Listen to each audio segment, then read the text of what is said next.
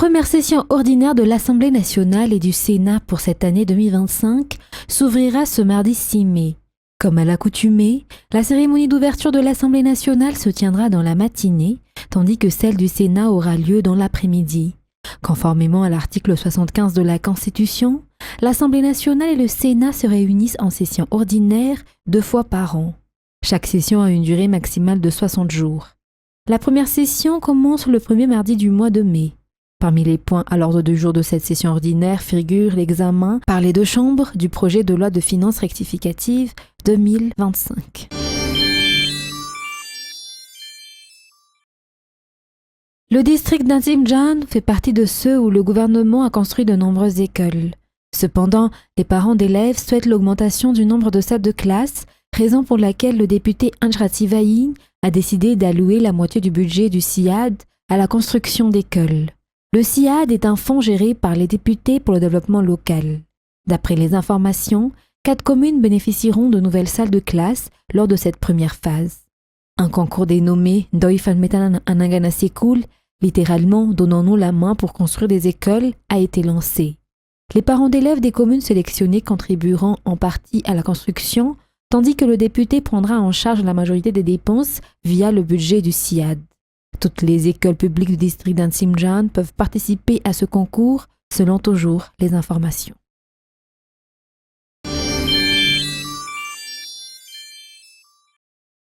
Le nombre d'élèves à Mbumangakil ne cesse d'augmenter au point que les infrastructures scolaires ne suivent plus. Le proviseur du lycée d'Mbumangakil a expliqué que c'est grâce aux fonds récoltés lors d'un événement en plein air organisé en collaboration avec l'artiste Samuel au niveau du bypass qu'ils vont ériger cette stèle marquant la construction d'une nouvelle salle de classe. En tant que principal responsable, a-t-il souligné, il ne cesse de chercher constamment des solutions pour améliorer la qualité de l'enseignement. Il a également précisé que bien que le ministère fasse toujours des efforts, les initiatives de la direction de l'école restent importantes. De leur côté, les représentants des parents d'élèves du lycée Mbumangakil ont affirmé qu'ils soutiennent pleinement la direction dans ce projet de construction de nouvelles infrastructures. Ils ont exprimé leur reconnaissance pour les efforts déployés par les responsables et se disent prêts à collaborer et à apporter leur aide pour toute initiative visant à améliorer l'établissement scolaire. Il est à rappeler que le lycée d'Mbumangakil fait partie des établissements publics qui ont obtenu l'un des meilleurs résultats scolaires à Madagascar. Lors du dernier examen du baccalauréat, le taux de réussite a atteint 88%. Outre ces nouvelles salles de classe, d'autres infrastructures sont également prévues par les responsables de la direction.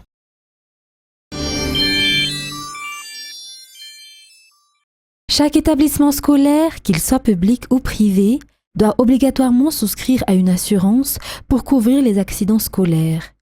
L'UNAPASCOMA, ou Office national de la prévention des accidents scolaires, est l'organisme chargé de cette mission pour les écoles publiques en général. Ce sont les directeurs d'établissement qui s'occupent du versement de la cotisation fixée à 200 arrières par an et par élève. En cas d'accident scolaire, les dépenses engagées par les parents ou tuteurs légaux de l'élève blessé sont remboursées à 100%. Outre l'assurance des élèves contre les accidents scolaires, l'UNAPASCOMA assure également la mise en place des infirmeries scolaires. À ce jour, 25 infirmeries scolaires ont déjà été installées par l'UNAPASCOMA dans certaines circonscriptions scolaires. L'objectif est d'en implanter dans les 114 CISCO répartis à travers tout le pays. Et il existe également une commission chargée d'analyser les dossiers avant que les élèves victimes puissent bénéficier d'un remboursement. L'inscription à une assurance est une garantie pour la sécurité des enfants scolarisés. L'UNAPASCOMA appelle donc tout le monde à s'y conformer pour le bien des élèves.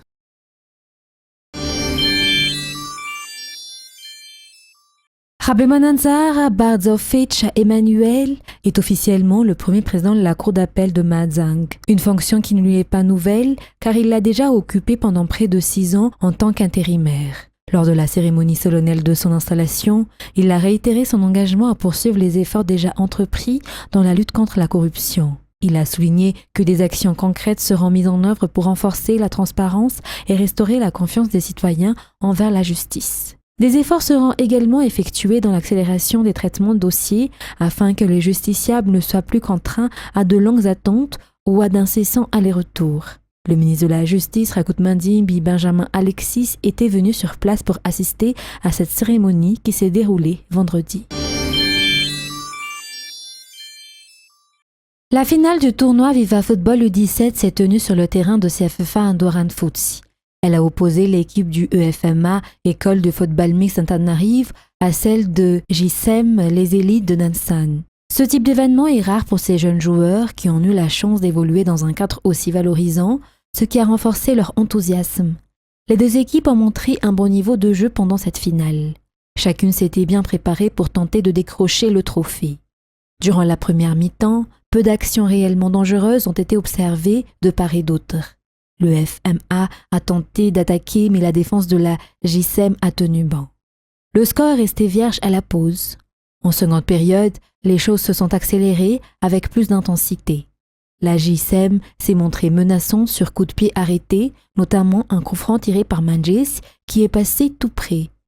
Du côté de l'EFMA, une belle combinaison entre Amorous et Carlos a failli passer, mais le gardien nain de la JSEM est intervenu au bon moment. Malgré tout, aucune des deux équipes n'a réussi à marquer et la rencontre s'est conclue sur un match nul, 0-0. C'est donc lors de la séance de tir au but que le FMA a fait la différence, s'imposant par 5-3. Sil, pourtant meilleur buteur du tournoi avec 6 réalisations, a manqué son tir au but pour la JSEM, offrant l'avantage à l'EFMA qui a ensuite converti tous ses tirs pour s'assurer la victoire. Selon Renaud, capitaine de la JSEM Nansan, il espérait gagner ce trophée après avoir participé 3 fois au tournoi, mais il y a eu un léger manque de concentration en fin de match. Pour Ebi, capitaine de l'EFMA, c'était leur première participation au Viva Football et leur première finale. On a un peu paniqué, ce qui explique qu'on n'ait pas marqué durant le temps réglementaire, souligne-t-il. Avant la finale, un match pour la 3e place a eu lieu. Dignitas, en maillot bleu ciel, est monté sur le podium après avoir battu USAJ sur le score de 2-0. Ils ont reçu la médaille de bronze accompagnée d'un prix de 300 000 arrières. La JSEM Nansan termine 2e de cette 3e édition du Viva Football, repartant avec la médaille d'argent et 700 000 arrières. Sil, malgré qu'il ait manqué son tir au but, a été sacré meilleur buteur du tournoi. Le FMA s'adjuge donc le trophée de Viva Football U17 avec une récompense de 1 million d'argent. Arabaina Panjesi EFMA, Arabaina Yankua, Nitorana Farouche SEM, Arabaina Yanku, Nitorana Fate Ludiani, Dignitas, Angaschana, Avkui Sikarecha, Ni équipe Arecha Naralauna, Jichaiti, Andiani 2025 Haiti. Isona Jinajinja, Lipiara Miasarecha, Nafana, Nanatanteraka, Aniti, Fifanana Iti.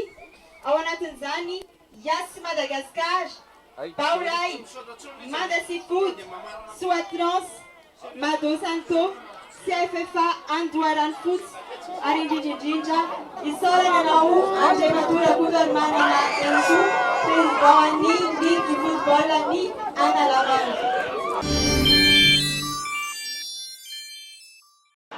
Au stade d'Agondje à Libreville, c'est une foule en liesse qui accueille Brice Oligui Nguema pour la cérémonie d'investiture du nouveau président gabonais.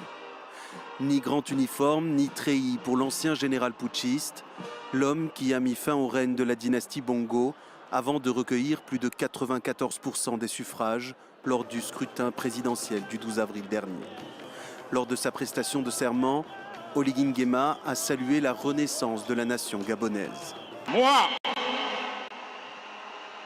Brice Clotaire Oligui Nguema, m'engage devant Dieu à respecter et à défendre fidèlement la Constitution et l'État de droit. Novice en politique, Brice Oligui Nguema est surtout connu des Gabonais comme un haut gradé de l'armée, celui qui a renversé l'ancien président lors du coup d'État du 30 août 2023. Ancien chef des services spéciaux gabonais, Oligui Nguema, 50 ans, a été l'aide de camp du patriarche Omar Bongo jusqu'à sa mort en 2009. Il a par la suite été nommé chef de la garde républicaine par son fils Ali Bongo, puis attaché militaire des ambassades du Gabon au Sénégal et au Maroc, pays où il a été formé à l'Académie royale militaire de Meknes.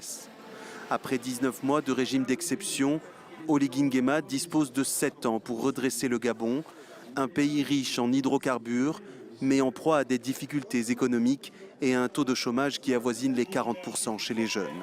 Le chef de l'État s'est également engagé à faire de la lutte contre la corruption l'une de ses priorités pendant son septennat.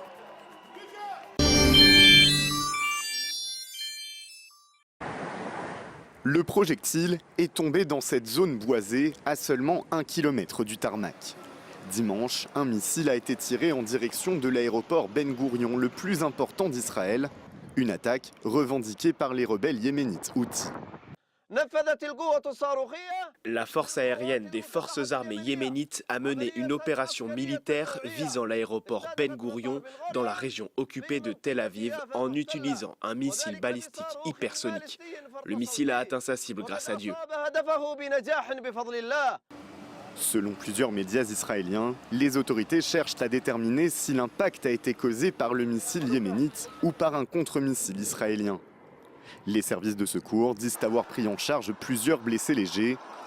Le trafic aérien a pu reprendre après une brève interruption. Dans un communiqué, le gouvernement israélien a promis une riposte aux Houthis. Celui qui nous frappe sera frappé 7 fois plus fort. Le Hamas a salué l'attaque des rebelles yéménites qui font partie de ses alliés.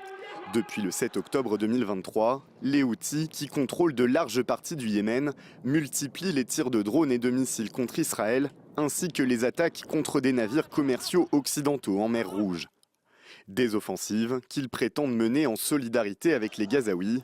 En représailles, les États-Unis multiplient les frappes contre des positions Houthis sur le sol yéménite. Les bureaux de vote ont ouvert à 7h, heure locale, ce matin. Comme vous pouvez le voir, pour l'instant, le vote se déroule dans le calme ici à Bucarest. Et l'image qui a marqué la matinée pour l'instant, eh bien, c'est celle de Călin Georgescu et Georges Simion qui ont voté côte à côte. Ce sont pour l'instant les deux leaders, si on veut, du camp dit souverainiste, du camp d'extrême droite. Alors pour rappel, Călin Georgescu est le candidat surprise, parfois appelé le candidat TikTok, qui est arrivé en tête du premier tour de la présidentielle en novembre 2024. À la surprise générale. Les élections ont ensuite été annulées en raison d'irrégularités, de nombreuses irrégularités dans sa campagne, y compris des possibles ingérences étrangères.